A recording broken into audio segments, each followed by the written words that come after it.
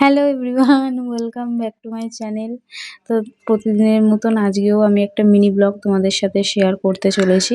তো ফার্স্টেই কাজকর্ম সেরে স্নান করে পুজো দিয়ে নিয়েছি। আর এদিকে দেখো ২ রকমের মাছ নিয়ে আসা হয়েছে।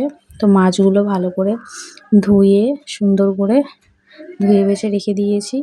তো যে কটা মাছ আজ রান্না হবে সেগুলো রেখে বাকি মাছগুলো ফ্রিজে ঢুকিয়ে দেবো। আর এখানে আছে পার্সে মাছ, ডিমওয়ালা পার্সে। বেশ ভালো টেস্ট ছিল মাছটা।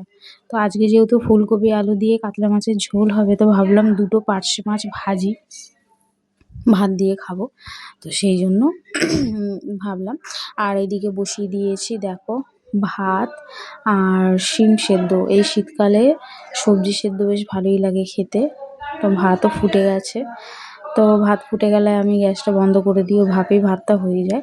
আর যে কটা মাছ রান্না করব, তো সে কটা মাছ নিয়ে নুন হলুদ মাখিয়ে ভালো করে রেখে দিয়েছিলাম। তারপরে মাছটাকে ভেজেও নিয়েছি, নিয়ে আর এই ২টো মাছ সাইড করে রাখছি। বাকি এই কটা মাছ ফুলকপি আলুর ঝোলে দেবো। তো এদিকে ফুলকপি আলু ভাজাও বসে গেছে।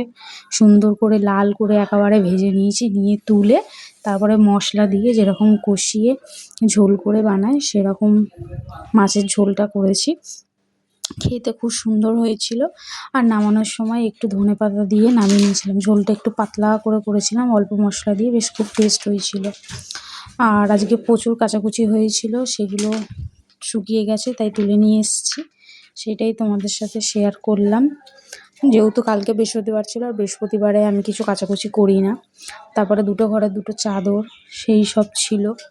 তো দেখো আমার ফুলকপি তরকারি রেডি, কেমন হয়েছে দেখতে। আর এদিকে শিম সেদ্ধ, মাছ ভাজাও রেডি হয়ে গেছে। আর এদিকে স্যালাড করেছিলাম, তাই স্যালাডটাও তোমাদের সাথে শেয়ার করে দিলাম। আর ভাত, এই হলো আজকে আমার মেনু, সারাদিনের কাজ।